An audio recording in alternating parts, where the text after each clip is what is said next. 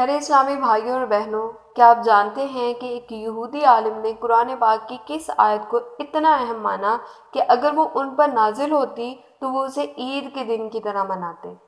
صحیح بخاری کی حدیث نمبر 45 میں حضرت عمر رضی اللہ تعالیٰ عنہ اور ایک یہودی عالم کے درمیان گفتگو کا ذکر کیا گیا ہے۔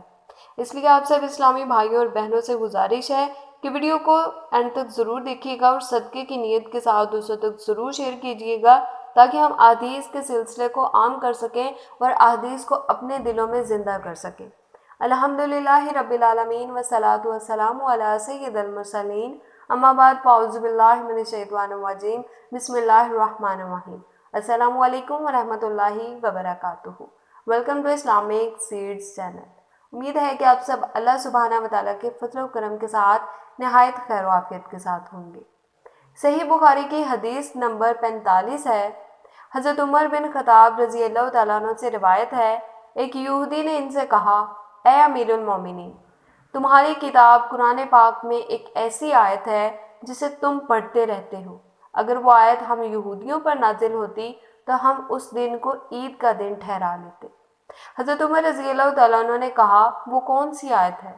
یہودی بولا، یہ آیت ہے، آج میں نے تمہارے لیے تمہارا دین کامل کر دیا اور تم پر اپنی نعمت پوری کر دی اور دین اسلام کو تمہارے لیے پسند کر لیا۔ حضرت عمر رضی اللہ تعالیٰ عنہ نے کہا، ہم اس دن اور اس مقام کو جانتے ہیں جس میں یہ آیت نبی پاک صلی اللہ علیہ وآلہ وسلم پر نازل ہوئی۔ یہ آیت جمعے کے دن اتری جب آپ عرفات میں کھڑے ہوئے تھے۔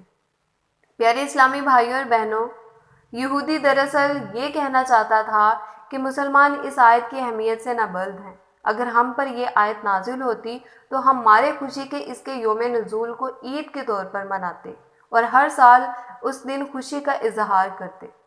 حضرت عمر رضی اللہ تعالیٰ عنہ کا جواب یہ ہے کہ تمہاری عید تو خود ساختہ ہوتی ہے، لیکن ہمارے نزدیک تو اس کا نزول ہی عید کا دن ہوا اور ایسی جگہ پر نزول ہوا جو بہت تاریخی اور انتہائی تقدس کی حامل ہے، یعنی جمعے کے دن ذی الحج کی 9ویں تاریخ اور میدان عرفات۔ اب فیصلہ آپ کیجئے کہ کون سی خوشی در حقیقت خوشی کہلانے کا حق رکھتی ہے۔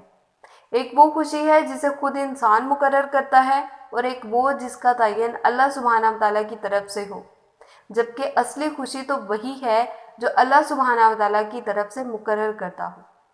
امید ہے کہ آپ کو یہ ویڈیو پسند آئی ہوگی، اور اگر یہ ویڈیو آپ کے لیے ہیلپ فل رہی ہے تو ویڈیو کو لائک کر دیجئے اور مزید اسلامی تعلیمات کے لیے چینل کو سبسکرائب کر دیجئے، اور اللہ سبحانہ وتعالیٰ سے دعا ہے کہ وہ ہمیں اپنی ان تعلیمات پر عمل کرنے کی حکمت عطا فرمائے۔ ملتے ہیں نیکسٹ ویڈیو میں، تب تک کے لیے اللہ حافظ، فی امان اللہ۔